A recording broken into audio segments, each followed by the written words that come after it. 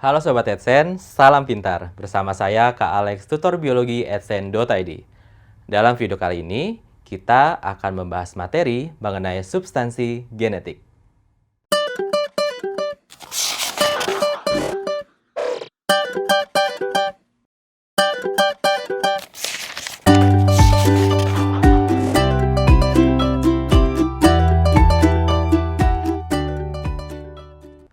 Sobat Edsen, materi genetik atau substansi genetik merupakan ilmu yang penting dipahami. Nah, biasanya kalau di bab genetika itu teman-teman yang baru pertama kali sampai ke bab ini bakal kaget gitu ya, kayak wah ini apaan gitu ya.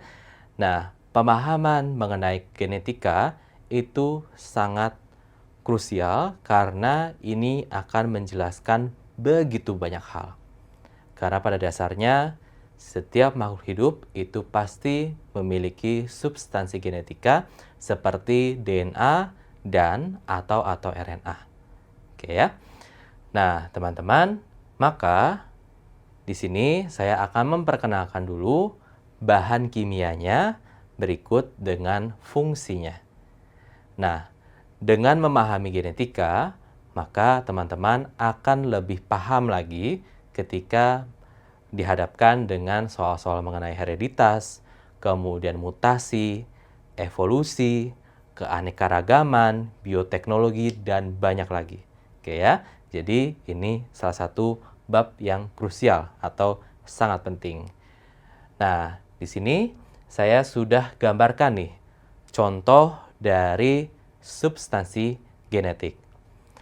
Nah, sebelum lebih dalam ke ini gitu ya, kita harus kenali dulu bahwa bahan kimia yang merupakan substansi genetik kita sebut sebagai asam nukleat. Oke ya. Nah, asam nukleat itu bisa dibilang sepantar dengan yang teman-teman pelajari di sistem pencernaan. Seperti karbohidrat, kemudian ada lipid gitu ya, dan protein. Nah, sebenarnya ada satu lagi yang tentu saja sebenarnya kita masukkan juga lewat makanan, yaitu asam nukleat itu sendiri. Oke ya. Nah, maka teman-teman, asam nukleat dan teman-temannya gitu ya, kita sebut ini sebagai building block. Oke ya. Jadi, ini kita sebut sebagai building block. Apa maksudnya building block? Building block adalah bahan kimia utama pembangun tubuh dari makhluk hidup. Terdiri dari tadi, ya kan ya? Ada karbo, ya kan? Kemudian ada lipid, kemudian ada protein, dan ada asam nukleat. Oke ya? Nah, seperti ini. Oke. Nah, kalau teman-teman ingat, di sistem pencernaan, teman-teman mempelajari bahwa yang namanya karbohidrat, lipid, protein memiliki bentuk gugus panjangnya atau gugus kompleksnya dan gugus kecilnya. Ya, karena bisa dipecah-pecah jadi yang kecil. Misalkan, kalau protein itu ada sebuah gedung, maka asam amino adalah batu batanya. Demikian juga untuk asam nukleat. Asam nukleat itu juga punya bentuk kecilnya. Oke ya, bentuk tunggalnya atau batu batanya. Nah, sebelumnya kita harus pahami dulu bahwa yang akan kita pelajari nanti yaitu asam nukleat ada dua yang utama, yaitu DNA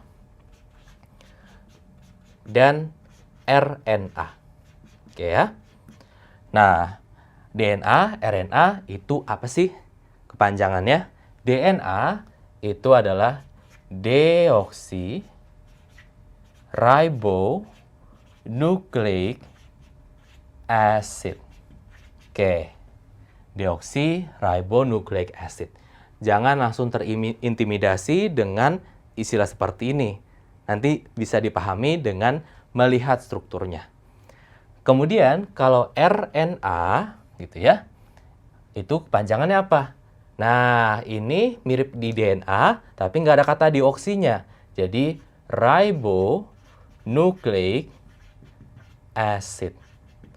Nah, atau kita bisa terjemahkan jadi bahasa Indonesia. Ada beberapa soal gitu ya, yang menggunakan bahasa Indonesia, DNA itu dijadikan ADN, gitu ya. Asam deoksiribonukleat, gitu ya. Nah, sebenarnya maknanya sama, ADN dengan ARN. Oke ya. Nah, untuk di video ini saya lebih seringnya pakai kata DNA sama RNA. Oke ya. Nah, jadi kita lihat di sini. Komponen namanya sudah menunjukkan bahwa dia adalah asam nukleat. Ya kan ya? Di sini ada istilah nucleic acid. Oke. Jadi di sini kayak ada kata nucleic acid. Pasti itu adalah asam nukleat. Nah, maka yang menjadi perhatian kita di bab ini adalah DNA dan RNA. Oke ya, fungsinya apa, bagaimana mekanisme kerjanya, dan seterusnya. Oke ya. Nah, kita lihat nih. Tadi saya sudah menyatakan bahwa protein itu kayak gedung gitu ya, bentuk gugus panjangnya. Maka bentuk terkecilnya kita sebutnya asam amino. Demikian juga dengan asam nukleat. Baik DNA atau RNA itu disusun oleh suatu bahan kimia tunggal gitu ya, yang kita sebut sebagai nukleotida. Oke ya. Nah, di gambar nih ya, saya sudah gambarkan struktur dari DNA. Oke ya. Nah, jadi teman-teman, untuk menjelaskan asam nukleat, saya akan gunakan DNA. Nanti bedanya apa dengan RNA? Nanti sembari gitu ya. Kita jelasin struktur ini, nanti saya akan mention atau saya akan tunjukkan apa perbedaannya dengan RNA. Oke ya. Kalau teman-teman lihat gambar seperti ini, dia berpilin dan dia ada 2 rantai, yaitu di sini ada 1 gitu ya. Kemudian 2, nah berarti dia untai ganda. Nah, biasanya gambar yang seperti ini, untai ganda, itu adalah si DNA. Oke ya, dia untai ganda, kemudian dia berpilin. Nah, itu kita sebut kondisinya sebagai double helix. Oke ya, jadi DNA di sini kondisinya disebut double helix. Oke ya, double helixnya itu, double-nya itu maksudnya double stranded. Oke ya, double stranded. Artinya, dia itu untainya ganda. Oke ya. Nah, bagaimana dengan RNA? Kalau kita gambarkan DNA seperti demikian, gitu ya. Nah, maka kalau untuk RNA, dia untainya tunggal, gitu ya. Atau dia dikatakan single stranded. Oke ya. Atau untainya tunggal. Oke, nah kita sudah lihat DNA-nya nih, DNA sebagai komponen atau salah satu komponen dari asam nukleat. Nah, gambar dari DNA di buku teks ataupun di soal itu bisa berbeda-beda tergantung fokusnya kemana. Kalau kita fokus kepada bentuknya, bisa disajikan seperti ini. Kalau kita fokus pada komponen penyusunnya, bisa disajikan seperti ini. Atau kita mau lebih detail ke penyusun kimianya, bisa disajikan seperti ini juga. Ataupun bisa misalkan digambarkan ceritanya dengan ini, gitu ya, yang saya gambarkan tadi. Ataupun bisa sesederhana si DNA-nya kita buka saja, gitu ya. Jadi di sini bentuknya gini, ya. 2 untai, ya udah saling berikatan kayak gini. Bisa sesimpel itu tergantung kebutuhan dari soalnya. Oke ya. Nah, sekarang kita lihat nih. Kalau kita lihat gambar DNA yang agak asli gitu ya, kayak seperti ini, agak 3D gitu ya. Maka kalau kita perhatikan penyusun bahan kimianya gitu ya. Nah, maka kita akan dapatkan gambar seperti ini. Gitu ya. Saya sudah coba bikin gambarnya sesetara mungkin. Jadi warna yang pink ya sama ini pinknya. Oke ya. Yang putih di pinggir berarti yang ini. Gitu ya. Nah, maka teman-teman tadi saya bilang setiap asam nukleat itu akan terdiri dari yang namanya adalah Nih, gitu ya. Nukleotida. Nih ya. Nah, jadi nukleotida terdiri dari 3 komponen. Yang bulat, yang segi 5, dan yang keluar tuing gitu ya, 1 di sini. Oke ya.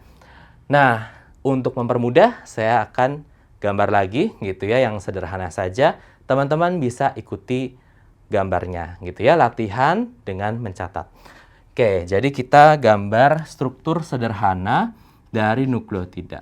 Oke ya, saya rekomendasikan banget untuk teman-teman gambar bersama gitu ya, biar paham untuk strukturnya.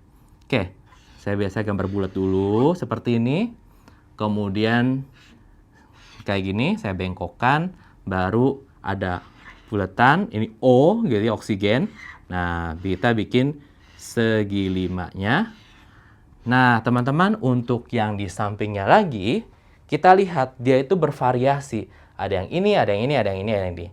Nah, nggak usah pusingin yang itunya, gitu ya. Kita gambar aja ini kotak, bisa apa aja maksudnya. Oke ya. Jadi, ini adalah komponen dari nukleotida. Ada 3 hal yang akan kita bahas. Buletannya, segi 5-nya, dan kotak yang macam-macam itu. Nah, nukleotida itu terdiri dari komponen apa sih? Nah, di sini terdiri dari yang namanya, kita cek di gambarnya.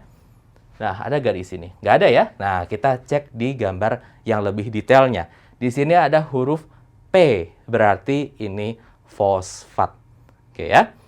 Nah, berarti itu adalah fosfat. Oke, fosfat, komponen fosfatnya. Nah, teman-teman lihat fosfatnya bawah O gitu ya.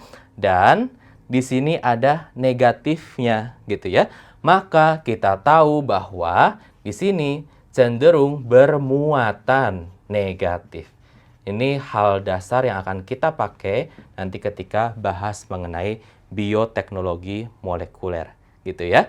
Jadi ingat bahwa asam nukleat seperti DNA cenderung sifatnya negatif karena fosfatnya membawa oksigen.